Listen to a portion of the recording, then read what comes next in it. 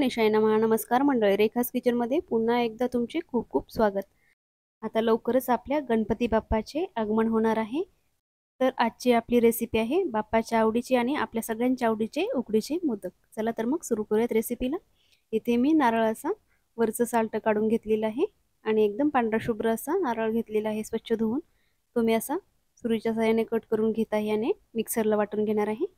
तुम्ही ते खवून घेतलं तरी चालेल, पण मी अशा प्रकारे हे वाटून घेतलेलं आहे. बघू शकता तुम्ही, एकदम सुंदर पांढरा शुभ्र असा आपला नारळ दिसत आहे. आता आपण हे काढून घेऊयात. एका साईडला आपण गूळ घेतलेला आहे, ड्रायफ्रुट्स घेतलेले आहेत, खसखस आणि इलायची पावडर घेतलेली आहे आणि उकडीसाठी तांदळाचं पीठ घेतलेलं आहे. आपण एका पातेल्यामध्ये 2 वाटी पाणी घेतलेलं आहे.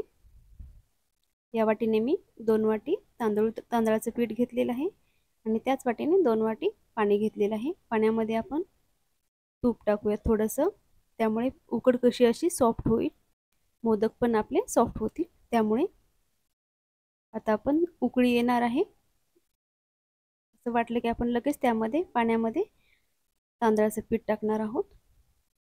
हे तांदळाचं पीठ आपल्याला बाजारात रेडीमेड पण मिळतं, पण मी हे आपण घरचे जे तांदूळ असतात दळून आणलेले आहेत. तर अशा प्रकारे हे पीठ आपण पाण्यामध्ये मिक्स करून लाटण्याच्या सहाय्याने असं फिरवून घेतलेलं आहे, गाठी होणार नाहीत त्यामुळे.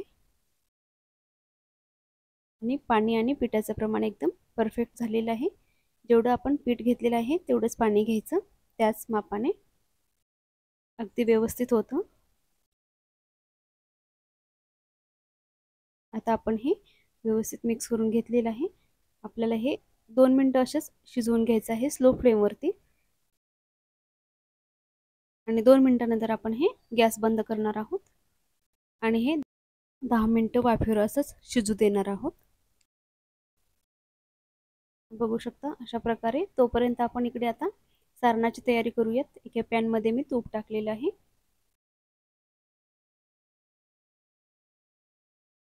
त्यामध्ये आपण आता जो आपण नारळ घेतलेला आहे वाटून, तो असा परतून घेणार आहोत. जो पाण्याचा काही अंश आहे नारळामध्ये तो जाईपर्यंत, नारळामध्ये जो ओलसरपणा आहे ते जाईपर्यंत आपण असं परतून घेऊया. नारळ व्यवस्थित परतून झाला की आपण त्यामध्ये गूळ टाकणार आहोत.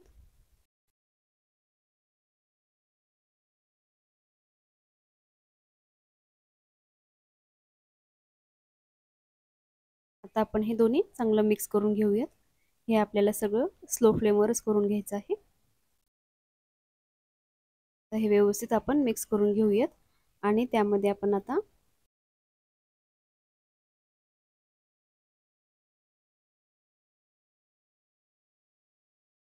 आवडीनुसार आपण ड्रायफ्रुट्स टाकूयात. त्यामध्ये इलायची पावडर टाकलेली आहे आणि मी इथे खसखस पण टाकलेली आहे. ॲक्च्युली खसखस सुरुवातीला टाकून घ्यायची, मी थोडी विसरून गेली त्यामुळे मी आता खसखस टाकून घेत आहे. तर आता आपण हे परत व्यवस्थित मिक्स करून घेऊयात. तुम्ही बघू शकता सारणाचा कलर किती छान झालेला आहे.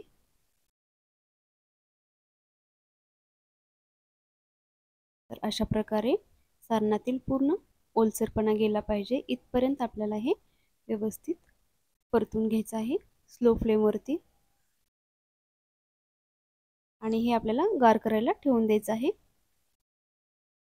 तोपर्यंत आपण जी उकड बनवायला ठेवली होती 10 मिनिटं झालेली आहेत, ते आता आपण एकदम व्यवस्थित मिक्स करून घेणार आहोत.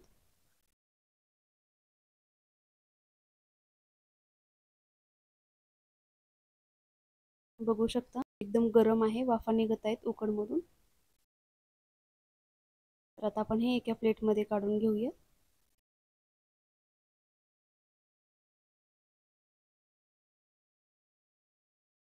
आणि खूप गरम आहे त्यामुळे मी वाटीच्या साहाय्याने थोडंसं असं मिक्स करून घेत आहे आणि थोडंसं थंड झालेलं आहे. तर मी आता हाताने व्यवस्थित मिक्स करून घेते. आपण ज्याप्रमाणे भाकरीचं पीठ मळतो त्याप्रमाणे हे व्यवस्थित मिक्स करून मळून घ्यायचं आहे. तुम्ही बघू शकता पाण्याचा वापर केलेला नाही आहे मी. तर आता आपण थोडंसं असं तूप लावून ठेवून देऊयात हे. आणि मी इथे मोदक साच्याच्या सहाय्याने बनवणार आहे. मुलांना कसं असं साच्याच्या सहाय्याने छान डिझाईन वगैरे आवडते ना, त्यामुळे. नाहीतर हाताने पण आपण बनवू शकतो. दोन्ही पण पद्धतीने इझीच आहे. साच्याला असं तूप किंवा तेल लावून घ्यायचं आणि त्यामध्ये आपण जी उकड बनवलेली आहे ती टाकायची आणि ती पूर्ण साच्याच्या सहाय्याने अशा हाताने पसरवून घ्यायची. अशा प्रकारे व्यवस्थित पसरवून घेतल्यानंतर आपण जे सारण बनवलेलं आहे ते यामध्ये टाकणार आहोत. बघू शकता तुम्ही, एकदम इझी आहे. आपण त्यामध्ये हे असं सारण टाकूयात. मार्केटमध्ये असे लहान मोठ्या आकारात तुम्हाला पाहिजे त्या आकारात साचे मिळून जातात.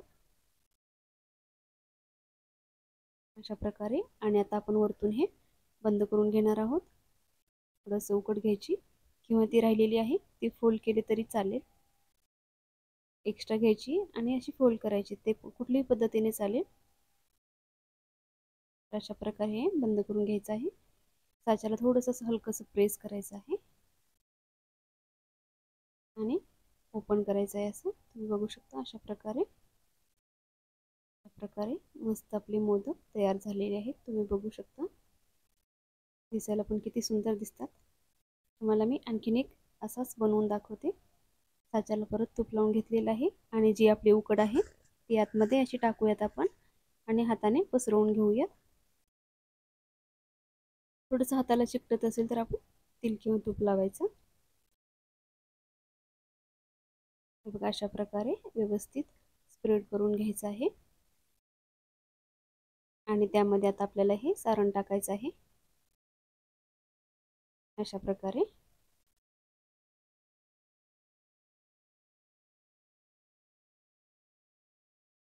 आणि हे असं बंद करून घ्यायचं आहे.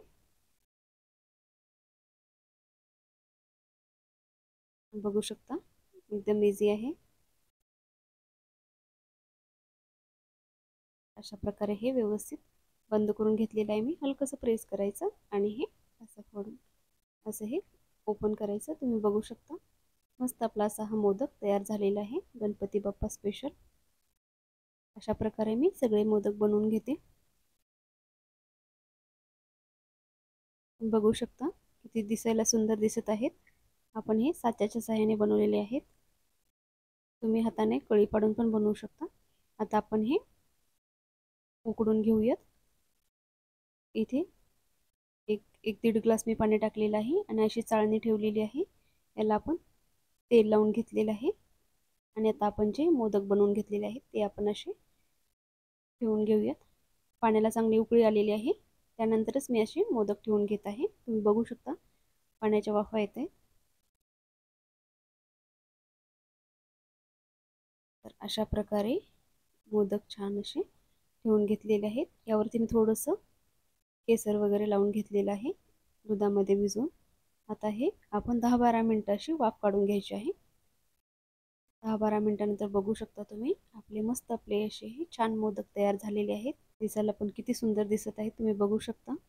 चला तर मग गणपती बाप्पासाठी या गणेश चतुर्थीला तुम्ही पण अशाच प्रकारे मोदक नक्की ट्राय करा आणि कशी झाले ते मला नक्की कमेंट बॉक्समध्ये कमेंट करून सांगा.